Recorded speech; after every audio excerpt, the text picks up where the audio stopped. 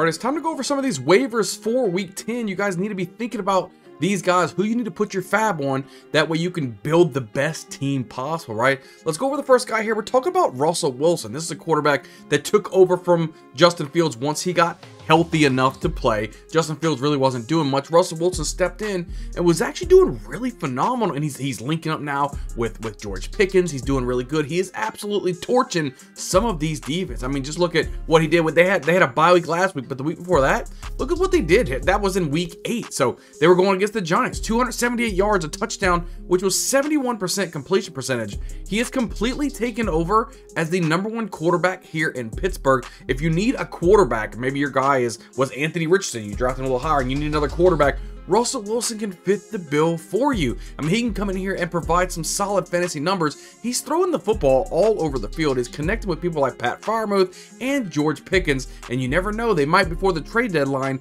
hook up with another big-time wide receiver to help even Russell Wilson do even more things. I like myself some Russell Wilson. Put some fab in there and the waiver wires. I'm sure you'll be glad that you have Russell Wilson down the stretch.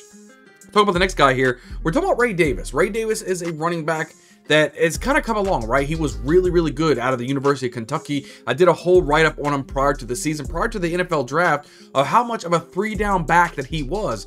Now he comes in here and he's absolutely showing out for the Bills. The more opportunity he gets, the more he can do. Just look at what he did last week against the Dolphins. You know, 4 carries, 20 yards, and 0 touches, but 2 receptions for 70 yards and a touchdown. That was over a 60-yard reception he had on one of those catches.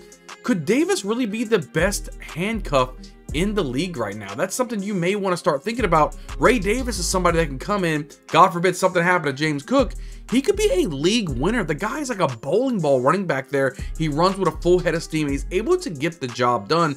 I really like I like Davis a lot, and in a Bills offense ran by Josh Allen, I think Ray Davis could be solid for you down the stretch. If something, God forbid, like I said, happens to James Cook, Ray Davis could be a huge, huge benefactor for you. Go put your fab in, put as much money as you possibly can for it, because this guy, he's something special. So let's move on to the next guy.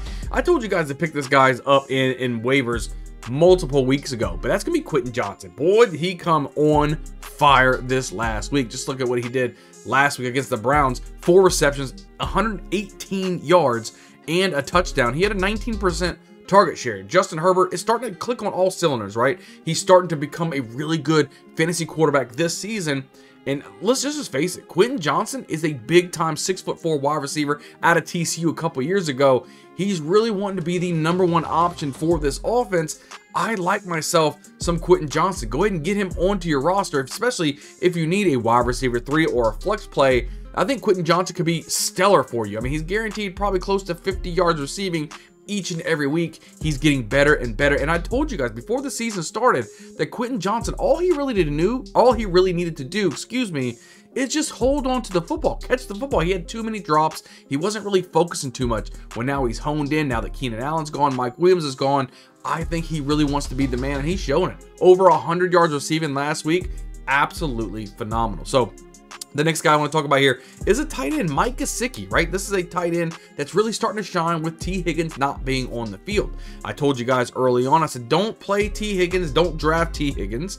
He's going to be injured quite a bit. Look, missing up even more time with a hamstring injury this time. But look, Mike Gesicki is getting a lot of targets. I mean, look at what he did last week against the Raiders. 5 receptions, 100 yards, and 2 touchdowns. Like I was saying, you know, without T. Higgins, Gesicki is really getting involved as of right now. Gesicki is somebody that let's just face it, a lot of tight ends not very good this season or any season of the past. A lot of times you're getting some of these high kind of valued tight ends and they're not really just panning out. Well, Mike Gesicki is a tight end down the stretch who also can help you go through your playoffs and ultimately help you win a championship. It looks like Joe Burrow's really targeting Mike Gesicki quite a bit, being like a go-to target on the other side of Jamar Chase. So I like what he provides for your team, and definitely a lot of you out there probably need tight end help. Mike Gesicki can help you get that way. I like myself some Mike Gesicki. So come right here as a last guy. I kind of told you guys a couple weeks ago also on this guy to pick up. That's Drake May. Drake May's a quarterback. He's getting over 200 yards passing every single game,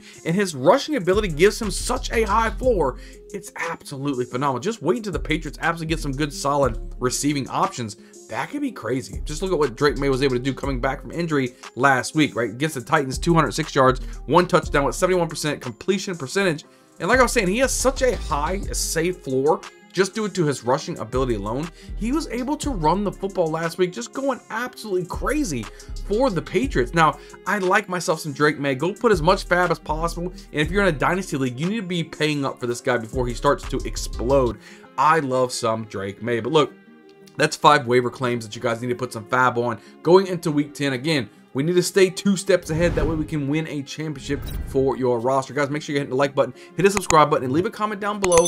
What do you guys think about these 5 waiver wire targets? Are you guys targeting any of these guys in your leagues? Let me know down below. And we're pumping out multiple videos, right, each and every week. That way you can set the best lineup possible so you can ultimately win a championship. I can't wait to see you guys on the next video. We'll see you guys next time.